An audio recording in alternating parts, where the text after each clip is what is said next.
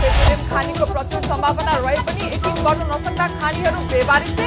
मोरङको petrol खानी गौचरमा र अन्वेषण गर्न बनेका भवन भग्ना अवशेषमा परिणत। सरकारले आर्थिक वर्षको अन्तिममा आएर विकास बजेटको बाढी बगायो। असार महिनामा मात्र 18% बजेट सक्यो। चरम अनियमितता र सत्ताको दुरुपयोग भएको प्रमुख प्रतिपक्षीको आरोप। र वैदेशिक रोजगारीमा कामदारमाथि ठगी रोकिएन। 1 वर्षमा करिब 66 करोड ठगिएको भन्दै 1742 वटा उजुरी। श्रम स्वीकृति लिनेका संख्या भने ऐतिहासिक। हामी छौं पल पल तपाईसँग, हिमाल पहाड तराईसँग, साथ छ हाम्रो बढ्ने कदमलाई। सलाम छ ती पोरखे हातहरूलाई, जिन्दगी सजाइदिन्छौँ हामी, हर सासको साथी बन्छौँ हामी। सुरक्षा अनि समृद्धि प्राण छ हाम्रो। आफू पनि बचौं, अरूलाई पनि बचाऊ। आजै नेपाल लाइफमा जीवन बिमा गरौँ। हामी हौ नेपाल लाइफ। नेपाल लाइफ, किनकि जीवन अमूल्य छ।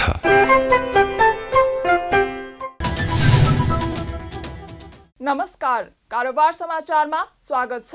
अब समाचार विस्तारमा। नेपालमा पेट्रोलियम खानीको प्रचुर सम्भावना रहे पनि यकिन गर्न नसक्दा खानीहरू बेवारिसे बनेका छन्। पेट्रोलियम पदार्थमा परनिर्भर रहनु परेको नेपालमा 10 वटा खानी छन्। सन् 2019 देखि चीन सरकारको आर्थिक तथा प्राविधिक सहयोगमा दैलेखमा पेट्रोलियम पदार्थको विस्तृत अन्वेषण कार्य अघि बढाइएको छ। तर कुनै पनि ठाउँमा सरकारले गहन अनुसन्धान र अध्ययन गर्न नसक्दा सञ्चालन र सदुपयोग हुन सकेका छैनन्। सरकारले सञ्चालनको लागि चासो र उत्सुकता नदेखाउँदा आफ्नै देशमा भएको पेट्रोल खेर गइरहेको छ। मोरङको बेलबारी नगरपालिका वडा नम्बर 8 बाहुनीमा रहेको खानीको अवस्था पनि त्यस्तै छ। सरकारले चासो नदिँदा पेट्रोल खानी जीर्ण बन्दै गएको छ। अन्वेषण गर्न बनेका भवन भग्नावशेष भइसकेको छ भने अन्वेषण गर्न ल्याएको कच्चा पदार्थहरू नष्ट भएका छन्। सरकारले बेला बेलामा आएर हेर्ने बाहेक अन्य काम गर्न नसकेको बताउनुहुन्छ स्थानीय कुलबहादुर भण्डारी। उहाँले सरकारले पूर्ण चासो दिएर काम गर्ने हो भने पेट्रोलका लागि अहिलेको अवस्थाको सामना गर्नु नपर्ने बताउनुभयो। पहिले यहाँ सर्वे भयो, 42 सालतिर सर्वे भयो, अनि त्यहाँबाट यहाँ डिलिङ गर्यो, 45 सालमा डिलिङ गर्यो। यहाँ खै त्यहाँ छैन, सरकारले जान्दा कि इन्डियाको दबाबले भन्छन्, तर थाहा भएन हामीलाई। विक्रम सम्वत 2045 सालमा सरकारको सहयोगमा निजी विदेशी कम्पनीले मोरङको बाहुनीमा पेट्रोल खानीको अन्वेषण गरे पनि सरकारले उक्त कार्यलाई निरन्तरता दिन नसकेको गुनासो गर्नुहुन्छ स्थानीय एम प्रसाद तिमल सिन्हा। उक्त कम्पनीले 6 महिना लगाएर 3.5 किलोमिटरसम्म जमिन छेडेर अध्ययन गरेको बताउनुभयो। 34-35 वर्ष बितिसक्दा पनि उक्त स्थानमा सरकारले कुनै काम नगरेको उहाँको भनाइ छ। उक्त स्थानको खानी सञ्चालनमा नल्याउन भारतले दबाब दिएको गुनासो रहेको बताउनुभयो। उहाँले नेपालको उक्त खानी सञ्चालन गरे भारतको खानी सुक्ने भएकोले भारतले नदिएको गुनासो आउने गरेको बताउनुभयो। यो भन्दै त्यो इन्डियाको तेल खानी सुक्छ र यहाँ तेल निकाल्दाखेरि अनि इन्डियाले घुस दिएर चाहिँ छैन भन्दै भन्न लागेर त्यो डिलिङ गर्ने ठेकदारलाई, अनि उसले अब उहाँको उसले कति पैसा दियो, यता कति पैसा खानुपर्ने बचाएर यहाँ मूल छैन, यहाँ त पोखरी मात्रै छ। पोखरी त केही दिनमा तानेर सुक्छ भनेर लगाएर छोडेको। 2045 सालमा चाइना कम्पनीले आएर अनुसन्धान पूरा गरी नेपाल सरकारलाई जिम्मा दिएको खानीका पाले कपिलमणि रेग्मीले बताउनुभयो। अहिले खानी आसपासको क्षेत्र गौचरमा सीमित भएको उहाँको भनाइ छ।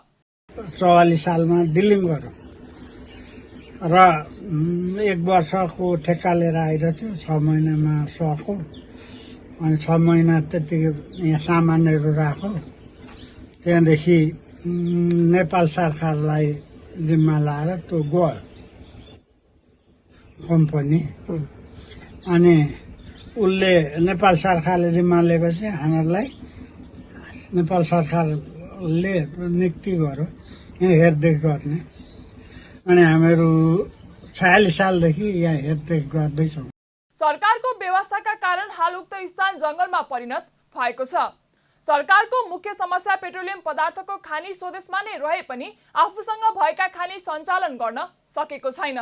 बेलबारी 8 बाउनीमा रहेको व्यक्तिको 4.969 वर्गमिटर जमिन खानी तथा भूगर्भ विभागले किनेको छ। अहिले खानी सञ्चालनका लागि विदेशबाट मगाएका सामानहरू बेबारिसे भई खेर गएको स्थानीयहरूको भनाइ छ। फोहोरलाई मल बनाउने विषयमा संसदीय समितिले चासो देखाएको छ। शुक्रबार उद्योग तथा वाणिज्य र श्रम तथा उपभोक्ता हित समितिले सदस्यहरूलाई भक्तपुर नगरपालिकाले फोहोरलाई व्यवस्थापन गरी प्राङ्गारिक मल बनाएको विषयमा बैठकमा जानकारी दिएको हो। समितिको शुक्रबारको बैठकमा सांसदहरूले भक्तपुर नगरपालिकाले फोहोरबाट प्राङ्गारिक मल बनाउने प्रविधि र प्रक्रियाको विषयमा जानकारी दिनुभएको हो। भक्तपुरमा फोहोरबाट मल कसरी कुन प्रविधिबाट बनाएर मल बिक्री गरिरहेको विषयमा रिकिसी कम्पोस्ट प्रणालीकी प्रबन्ध निर्देशक उषा गिरीले जानकारी गराउनु भएको थियो। निर्देशक गिरीले भक्तपुर नगरपालिकाले 4 वर्षदेखि कुहिने फोहोर मार्फत गन्धरहित मल रिकिसी कम्पोस्ट प्रणालीको प्राविधिक सहयोगमा बनाइरहेको बताउनुभयो। उहाँले कुहिने फोहोर सङ्कलन गरेर प्लान्टमा आवश्यकता अनुसार धानको फुस, धानकै ठुटो, पत्कर, रातो माटो र ब्याक्टेरिया मिसाएपछि मल बनाउने बताउनुभयो। निर्देशक गिरीले यो प्रविधि जापानी प्रविधि भएको र यस प्रविधिले प्राङ्गारिक मल गन्ध रहित र बिरुवाका लागि पूर्ण पौष्टिक हुने रामेछापको गोकुल गङ्गामा आलु खेतीमा प्रयोग गरेर समेत देखिएको बताउनुभयो। उहाँले यो मल रासायनिक मल प्रयोग नभएको स्थानमा रासायनिक मलको भन्दा राम्रो हुने दाबी पनि गर्नुभयो। ठिमी र भक्तपुरमा चाहिँ अहिले वेस्ट म्यानेजमेन्टको काम गरिरहेछौँ, जुन चाहिँ फोहोरलाई नगनाइकन मल बनाइरहेछौँ। जुन चाहिँ नि फोहोर किन गनाउँछौँ भन्दा फोहोर अहिले संसारकै एकदम ठुलो प्रब्लम छ, र जुन चाहिँ नि ल्यान्डफिल नगइकन हुँदैन। तर हाम्रो यो टेक्नोलोजी, यो जापानिज टेक्नोलोजीले चाहिँ नि फोहोरलाई नगनाइकन कम्प्याक्टसँग चाहिँ लिचेटहरू केही ननिक्लिएको चाहिँ नि राम्रो मल बन्छ। जुन मल चाहिँ नि हिजो आज अहिले नेपालमा चाहिँ नि मलको चाहिँ एकदमै खाँचो छ, त्यो खाँचोलाई पनि यो फोहोरबाट चाहिँ मल बनाएर चाहिँ नि सदुपयोग गरेर चाहिँ हामी राम्रो चाहिँ नि अर्गानिक प्रोडक्ट हामी चाहिँ नि उत्पादन गरेर खान सक्छौँ। उहाँले पछिल्लो समय काठमाडौँ उपत्यका लगायतका स्थानमा फोहोर व्यवस्थापनको समस्या समाधान गर्न कुहिने फोहोरबाट प्राङ्गारिक मल उत्पादन गर्न सकिने बताउनुभयो। उहाँले फोहोरबाट मल उत्पादन गर्न सके अर्गानिक वस्तु उत्पादन गर्न सकिने बताउनुभयो। सरकारले 1 महिनाभित्रै 18% बजेट सकेको छ। चालु आर्थिक वर्षको जेठ मसान्तसम्म जम्मा 36.49% मात्र पुँजीगत बजेट खर्च भएको थियो। तर असार महिनाको अन्त्यसम्म आइपुग्दा 54.58% विकास बजेट खर्च भएको महालेखा नियन्त्रक कार्यालयको तथ्याङ्कले देखाएको छ। आर्थिक कार्य व्यवस्थामा आर्थिक वर्षको अन्तिम महिना अर्थात् असारमा 20% भन्दा बढी बजेट खर्च गर्न नपाइने उल्लेख रहे पनि सरकारले भने आर्थिक कार्य व्यवस्थाको खिल्ली उडाउँदै असार महिनामा मात्रै झण्डै 20% बजेट खर्च गरेको छ। सरकारी नियम अनुसार वार्षिक बजेट खर्चको भुक्तानी असार 25 भित्र हुनुपर्छ। चालु आर्थिक वर्षको 11 महिनासम्म कुल विनियोजित पुँजीगत बजेटको 1,37,96,31,00,000 रुपैयाँ मात्र खर्च गरेको सरकारले असार महिनामा भने 68,40,40,66,00,000 रुपैयाँको चेक काटेको छ। 11 महिनासम्म प्रतिदिन औसतमा 42 करोडको दरले खर्च गरेको सरकारले असार महिनामा प्रतिदिन 2,13,77,00,000 रुपैयाँका दरले खर्च गरेको छ। चालु आर्थिक वर्षको अन्त्यसम्म 2,06,36,97,00,000 रुपैयाँ विकास बजेट खर्च भएको छ। आर्थिक वर्षको 11 महिनासम्म लक्ष्यभन्दा निकै नै न्यून मात्र पुँजीगत खर्च गरेको सरकारी निकायमा विकास निर्माणका काम गर्न अनुपयुक्त मानिने वर्षायाममा मात्रै करिब 68.5 अर्बभन्दा बढी रकमको चेक काटिनुले ठूलो रकम हिनामिनाको आशंका गरिएको छ। तत्कालीन अर्थमन्त्री जनार्दन शर्माले चालु आर्थिक वर्षका लागि पुँजीगत तर्फ 3,78,09,77,00,000 रुपैयाँ बजेट विनियोजन गर्नु भएकोमा खर्चको गति निकै सुस्त भएको कारण सरकारले लक्ष्य संशोधन गरी 3,40,32,00,00,000 रुपैयाँ अर्थात् 90.01% खर्च हुने अनुमान गरेको थियो। तर चालु आर्थिक वर्षको अन्त्यसम्म संशोधित लक्ष्य समेत भेटाउन सरकार असफल भएको छ। सरकारले लक्ष्यभन्दा 35% भन्दा कम मात्रै विकास बजेट खर्च गरेको छ। वर्तमान सरकारका अर्थमन्त्रीले हरेक महिना 10% का दरले पुँजीगत खर्च गर्ने लक्ष्य राखेकोमा आर्थिक वर्षको समाप्तिमा आधा मात्र पुँजीगत खर्च भएको छ।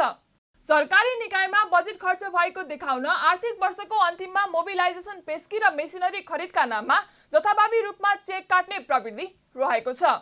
सरकारी ढुकुटीको रकम सक्न जथाभावी रूपमा चेक काटिनुले सरकारको वित्तीय अनुशासनको नारा र भूमिकामाथि गम्भीर प्रश्न उब्जिएको छ। प्रमुख प्रतिपक्षी दल नेकपा एमाले सरकारले चरम अनियमितता र सत्ताको दुरुपयोग गरिरहेको आरोप लगाएको छ। नेकपा एमालेको स्वास्थ्य तथा जनसङ्ख्या विभागले शुक्रबार च्यासल स्थित पार्टीको केन्द्रीय कार्यालयमा पत्रकार सम्मेलन गरी ठूलो मात्रामा बजेट रकमान्तर गराएर स्वास्थ्य तथा जनसङ्ख्या मन्त्रालयले चरम अनियमितता र सत्ताको दुरुपयोग गरेको बताएको हो। आर्थिक वर्ष सकिनु 3 दिन बाँकी रहँदा स्वास्थ्य तथा जनसङ्ख्या मन्त्रालयले ठूलो मात्रामा बजेट रकमान्तर गराएर आर्थिक अपचलन र पदीय दुरुपयोग गरेको पाइएको सो विभागका प्रमुख योगेश कुमार भट्टराईले दाबी गर्नुभयो।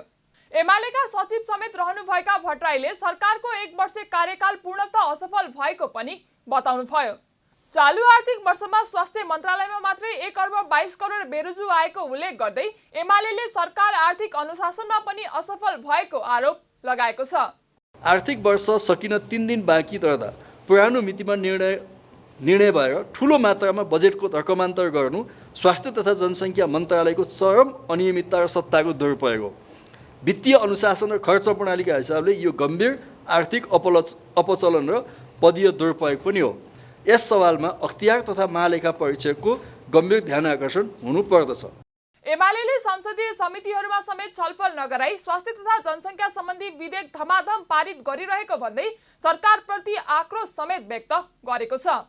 स्वास्थ्य क्षेत्रको अनुसन्धान समेत कमजोर हुने गरी सरकारले स्वास्थ्य संस्था र स्वास्थ्य कर्मीहरूको सुरक्षा सम्बन्धी ऐन 2066 को संशोधन र औषधि ऐन 2035 को संशोधन गरेको उल्लेख गर्दै विभागका प्रमुख भट्टराईले यसमा आपत्ति जनाउनुभयो।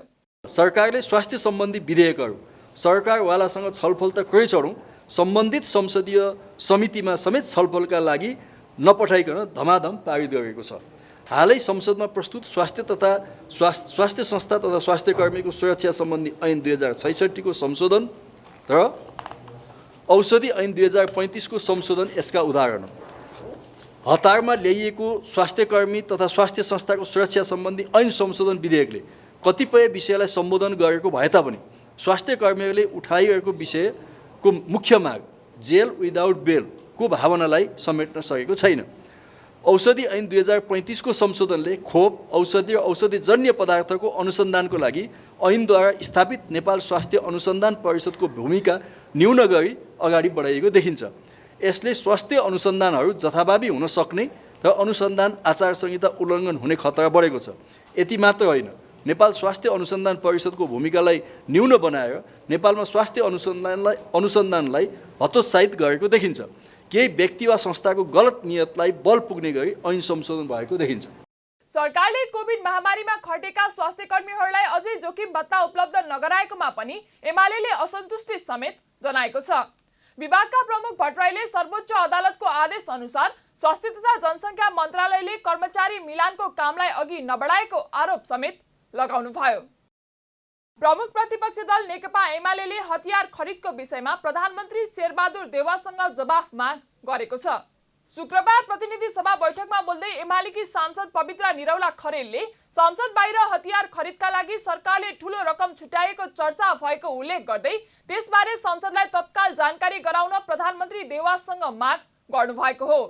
उहाँले सो सम्बन्धमा प्रधानमन्त्री देउवाले संसद बाहिर कुरा उठाए पनि संसदभित्र जानकारी नगराएको भन्दै आक्रोश समेत व्यक्त गर्नुभयो। प्रहरी प्रधान कार्यालयले 84 करोड रुपैयाँ बराबर हतियार तथा गोलीगट्टा किन्न 3 विदेशी कम्पनीसँग सम्झौता गरेको छ। शटगन र पिस्तोल इटालीको बेरेटा र फावाम कम्पनीका भए पनि नेपाल ल्याउन चीनको पोली टेक्नोलोजिज इन्कलाई प्रयोग गरिएको छ। यसका बिचौलिया दीपक भट्ट हुन्, जसले नेपालको सत्तापक्ष, प्रतिपक्ष, संसदका राज्य व्यवस्था समिति र सार्वजनिक लेखा समितिलाई समेत आफै व्यवस्थापन गर्ने दावी गर्दै आएका छन्। सांसद खरेलले झापा जिल्लाको विभिन्न स्थानमा जंगली हात्ती आतंकका कारण थानबाली समेत लगाउने अवस्था नआएको जानकारी गराउँदै त्यसलाई तत्काल नियन्त्रण गर्न पनि सरकारको गम्भीर ध्यानाकर्षण गराउनुभयो। धेरै दिन अघिदेखि हतियार खरिदका लागि ठूलो रकम छुट्याइएको कुराहरू उठिरहेको छ र सरकारले चाइना र भारतबाट तालमेल गरिरहेको कुराहरू बुझिएको छ र यस सम्बन्धमा संसदमा धेरै कुराहरू उठिरहेको छ र यस सम्बन्धमा प्रधानमन्त्रीज्यूले बाहिर कुनै कोठामा यस सम्बन्धमा चाहिँ हतियार ल्याइन्न भन्ने खालको कुराहरू उठाउनु भएको कुराहरू सुन्नमा आएको छ। तर यो सम्मानित सदनभित्र सम्मान्य प्रधानमन्त्री आएर किन यो कुराहरू भन्न सक्नुहुन्न? तत्काल सम्मान्य प्रधानमन्त्री संसदभित्र आएर यो कुरामा प्रश्न पार्नुपर्छ भन्ने म सभामुख मार्फत यो कुराहरू गर्न चाहन्छु। सांसद खरेलले धानबाली लगाउने बेलामा धानको बिउ समेत किसानलाई सरकारले व्यवस्था गर्न नसकेको गुनासो पनि गर्नुभयो। भारतले नेपाललाई प्राकृतिक विपदजन्य घटनामा प्रयोग हुने र्याफ्टिङ, त्रिपाल लगायतका सहायता प्रदान गरेको छ। शुक्रबार गृह मन्त्रालयमा नेपालका लागि भारतीय राजदूत नवीन श्रीवास्तवले गृहमन्त्री बालकृष्ण खाँडलाई प्राकृतिक विपदजन्य घटनामा प्रयोग हुने र्याफ्टिङ, त्रिपाल लगायतका सामग्रीहरू हस्तान्तरण गर्नुभएको हो। भारतले 3000 टेन्ट्स, 10 इन्फ्लेटेबल रबराइज बोट्स लगायतका विपदका बेला प्रयोगमा आउने विभिन्न सामग्री हस्तान्तरण गरेको छ। हस्तान्तरणका कार्यक्रममा बोल्दै गृहमन्त्री बालकृष्ण खाँडले नेपाल र भारत मिलेर नै प्राकृतिक विपदका घटनाहरूको सामना गरिरहेको निरन्तर सहयोगको अपेक्षा गरेको बताउनुभयो। उहाँले भुजे बाढीका कारण नेपालमा हुने गरेको क्षतिमा भारत सरकारको सहयोग महत्त्वपूर्ण रहेको भन्दै नेपाल र भारत सरकार बीचको सम्बन्ध सुमधुर रहेको बताउनुभयो। Nepal is highly vulnerable to various types of disasters such as landslide, flood, thunderstorm, earthquake, epidemic, snowstorm, and so on. India has always been there for Nepal in its hard times. Many key support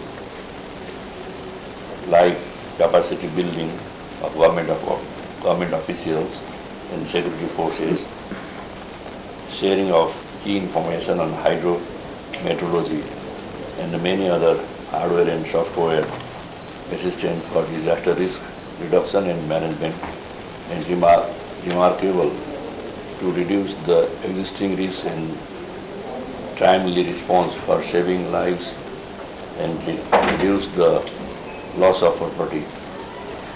The continual support of Government of India to Nepal very praiseworthy. We demonstrate the good relationship between the two nations, fostering people-to-people relation. I would like to express my gratitude to the Embassy of India in Kathmandu for their coordinating and facilitating role in this humanitarian assistance cooperation and everlasting friendship between Nepal and India.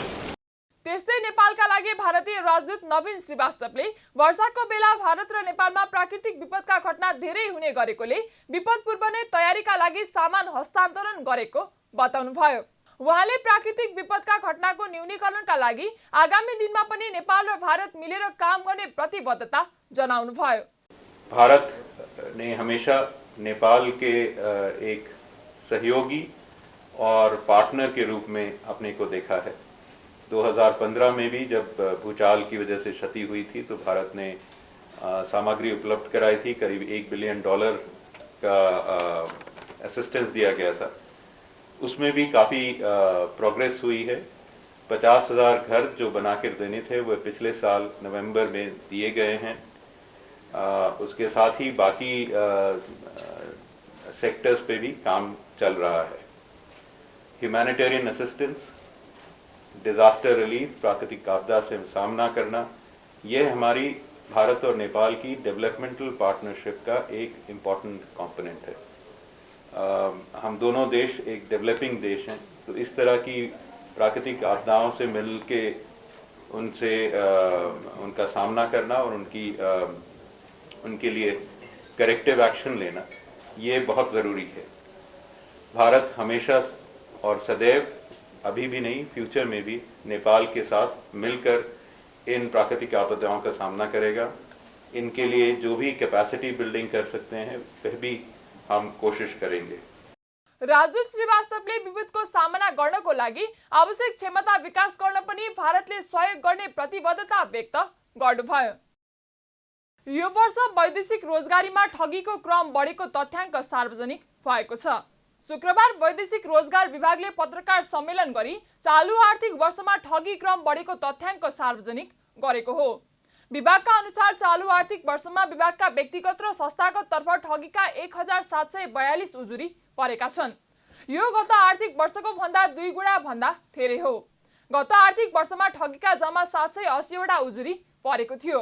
विभागमा वैदेशिक रोजगारीका नाममा चालु आर्थिक वर्षमा 65 करोड 71 लाख 58,730 रुपैयाँ बराबरको ठगी भएको उजुरी परेको छ। विभागले सार्वजनिक गरेको तथ्याङ्क अनुसार ठगीका उजुरीको संख्या बढे पनि ठगी भएको रकम भने घटेको छ। गत आर्थिक वर्षमा कुल 1 अर्ब 31 करोड 54 लाख 95,209 रुपैयाँ ठगी भएको उजुरी परेको थियो। विभागले व्यक्तिगत तथा संस्थागत ठगलाई छानबिन गरेर कारबाही गर्दै आएको छ। विभागले 1 वर्षको अवधिमा 415 वटा उजुरी फर्चौट गरी पीडितहरूलाई 31 करोड 79 लाख 18,685 रुपैयाँ क्षतिपूर्ति उपलब्ध गराएको छ। क्षतिपूर्ति दिन नमानेर फरार 87 ठगहरू विरुद्ध 22 करोड 38 लाख 94,450 रुपैयाँ बिगो माग दावी गरी मुद्दा दायर गरिएको विभागका महानिर्देशक शेष नारायण पौडेलले जानकारी दिनुभयो।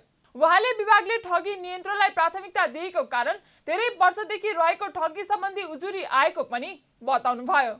हामीले ठगी र उजुरीलाई एकदमै प्राथमिकतामा राखेका छौँ।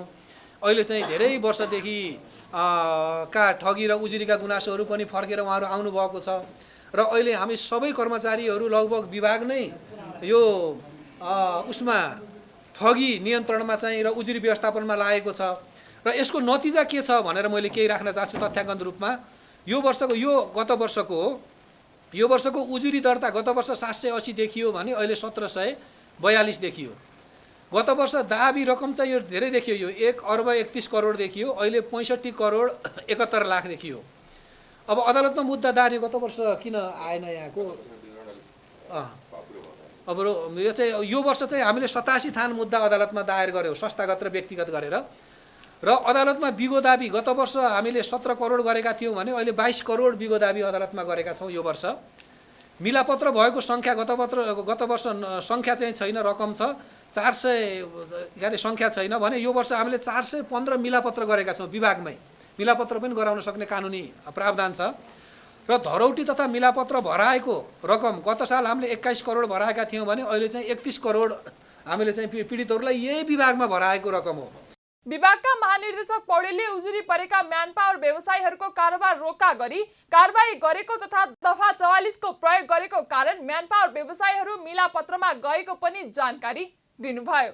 कुनै पनि म्यान पावर व्यवसायको उजुरी छ भने हामीले कारोबार रोक्का गरेर कारबाही गर्ने त्यो गर्यौँ र यो कारणले गर्दाखेरि अहिले लगभग यति यो भराउन सकेको अवस्था छ र दफा 44 को प्रयोग गर्यो। अर्को मैले महत्त्वपूर्ण कुरा चाहिँ दफा 44 को प्रयोग गरिसकेपछि विशेष गरी म्यान पावर व्यवसायबाट भएका ठगीहरू उहाँहरू चाहिँ मिलापत्रमा प्रायः जसो चाहिँ जानुभयो। विभागमा परेको उजुरीहरू वैदेशिक रोजगारीमा पठाइदिन्छु भनेर रकम उठाई भाग्ने, एउटा काममा लगाइदिने आश्वासन दिए अर्को काममा लगाइदिने, सम्झौता अनुसार तलब सुविधा नदिने, विदेश पुर्याएर अलपत्र पारिदिनेसँग सम्बन्धित छन्। विभागले उजुरीका आधारमा ठगीको आरोप लागेका व्यक्ति र म्यान पावर कम्पनी तथा सम्बन्धित उजुरीकर्तालाई राखेर छलफल गराई क्षतिपूर्ति भराउने तथा अन्य आवश्यक कारबाही गर्दै आएको छ। आर्थिक वर्षको अन्तिम कारोबार दिन शेयर बजार बढेको छ। वर्षभरिका अधिकांश दिन सुस्ताएको शेयर बजारमा परिसूचक अन्तिम दिन शुक्रबार 7.93 अङ्कले बढेर 2009.47 अङ्कमा पुगेको हो। शुक्रबार 2 घण्टा खुलेको बजारमा कुल 231 कम्पनीको 40,51,000 किता शेयर 1 अर्ब 45 करोड 62,59,000 रुपैयाँ बराबरमा खरिद बिक्री भएको छ। बिहिबारको तुलनामा शुक्रबार कारोबार रकम घटेको छ। बिहिबार 2 अर्ब 41 करोड 18,34,000 रुपैयाँ बराबरको खरिद बिक्री भएको थियो। नेप्सेका 13 उपसमूह मध्ये 6 उपसमूहको परिसूचक बढेका छन् भने बाँकी 7 उपसमूहका सूचक घटेका छन्, जसमा लघुवित्त उपसमूहको परिसूचक 1.57% बढेको छ। त्यस्तै म्युचुअल फन्ड र बैंकिङ उपसमूहको परिसूचक 1% भन्दा बढीले बढेको छ, तर बाँकी अन्य उपसमूहको परिसूचक 1.68%ले घटेका छन्।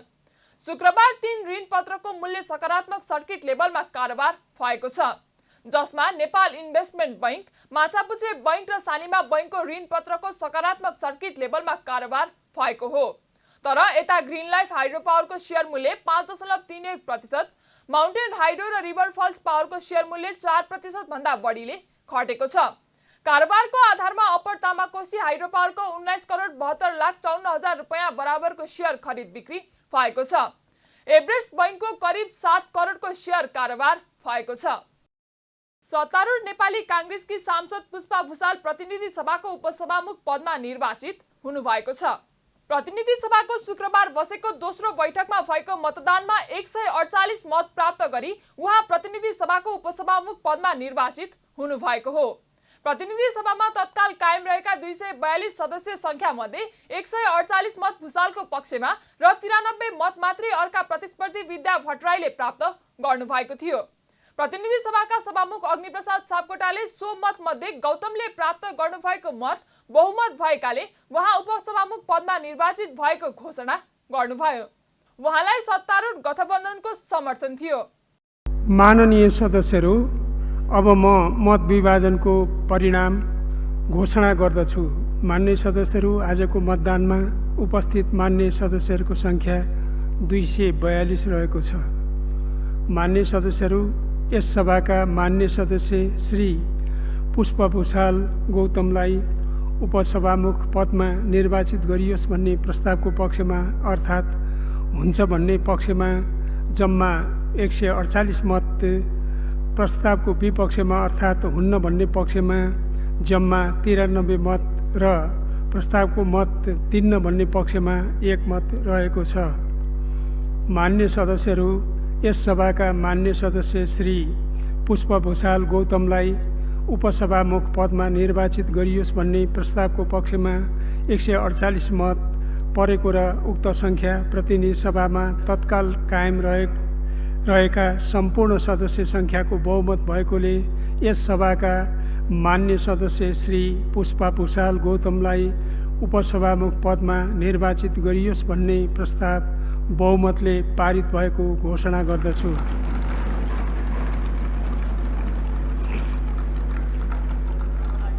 नेपाल मजदुर किसान पार्टीका सांसद प्रेम सुवालले भने मतदानमा भाग लिनु भएन। प्रतिनिधि सभाको अर्को बैठक साउन 4 गते बुधबार बिहान 11 बजेका लागि बोलाइएको छ। कारोबार समाचारमा अब सुन चाँदी र विदेशी विनिमय दर सम्बन्धी जानकारी।